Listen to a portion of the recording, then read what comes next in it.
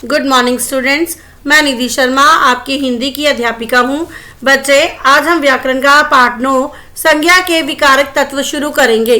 संज्ञा के विकारक तत्व में 3 भाग हैं, लिंग, वचन और कारक।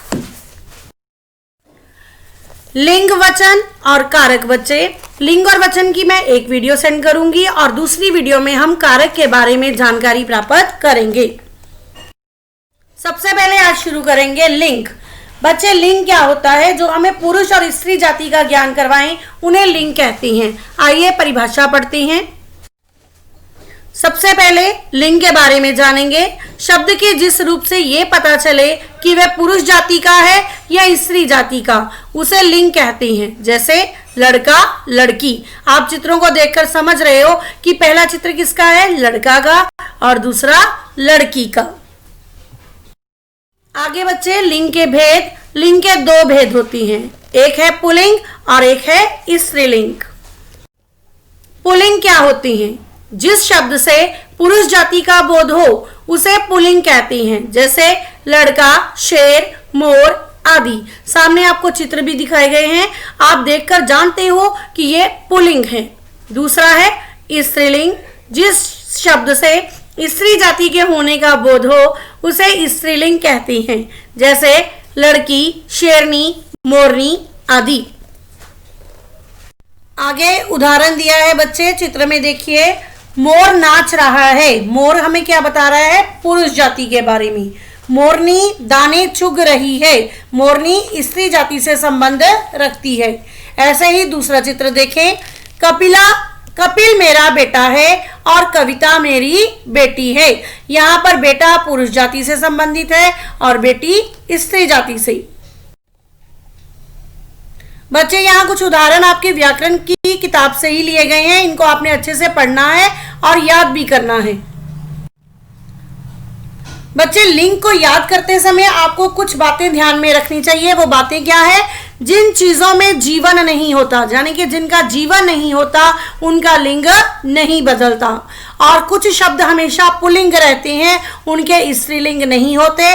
जैसे मकान, महल, घर, सब, तरबूज, इंजन, दरवाजा, संतरा, आम, पेड़, हल आदि।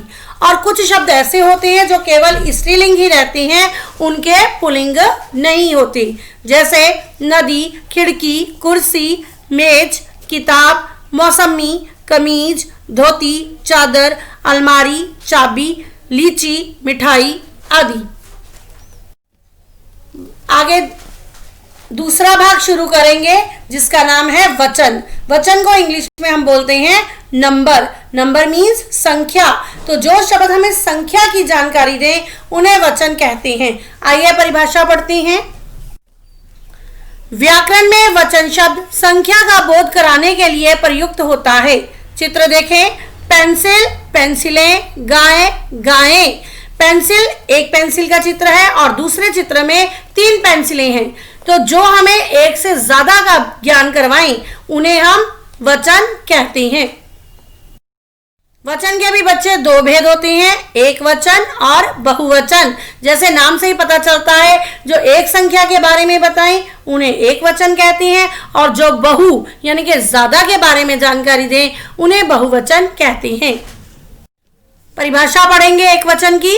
शब्द के जिस रूप से केवल एक व्यक्ति, वस्तु या स्थान का बोध हो उसे एक वचन कहते हैं। जैसे मक्खी, बच्चा, लड़का आदि।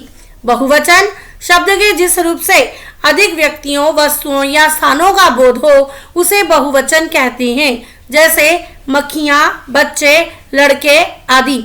आप चित्र देख रहे हो, ऊपर एक मक्खी है और नीचे 2 मक्खियां। जब एक से ज्यादा चीजों का ज्ञान हो तो उसे बहुवचन कहते हैं। बच्चे, यहाँ पर वचन के कुछ उदाहरण दिए गए हैं। पहले चित्र में क्या है? लड़का, और सामने बहुत से लड़के हैं। लड़का, लड़के। कलम, कलमें। बच्चे, यहाँ पर आपकी व्याकरण में से मैंने कुछ वचन के उदाहरण लिए हैं। आपने इनको अच्छे से पढ़ना है और समझना है। वचन संबंधी भी आपको कुछ बातें हमेशा ध्यान में रखनी चाहिए। पहली बात है आदरणीय लोगों के लिए, जो जिनको हम आदर से बुलाते हैं, बड़े बुजुर्ग लोग, आदरणीय लोगों के लिए सदैव बहुवचन का प्रयोग किया जाता है। जैसे दादाजी बगीचे में घूम रहे हैं, माँ खाना बना रही है। और कुछ शब्द सदा बहुवचन के रूप में ही प्रयोग किए जाते हैं, जैसे हस्ताक्षर, आंसू, दर्शन, बाल आदि। और कुछ शब्द हमेशा एक वचन के रूप में प्रयोग किए जाते हैं, वो कौन से हैं? भीड़, पानी, जनता, सोना, बारिश, दूध आदि। बच्चे, व्यक्तिवाचक भाववाचक संज्ञाएं भी सदा एक वचन में ही प्रयोग की जाती हैं। इनकी उदाहरण है गंगा, हिमाचल, प्रेम, घृणा आदि। वचन बदलते समय हमेशा ई तथा ऊ की मात्राएं बदलकर ई और ऊ हो जाती हैं। जैसे दवाई, दवाइयां, वधु, वधुएं, बिल्ली, बिल्लियां। बच्चे, ये आपका गृह कार्य है। ये 4 प्रश्न आपने अपनी कार्य पुस्तिका में लिखने हैं। मैं आपको इसका PDF भी भेजूंगी।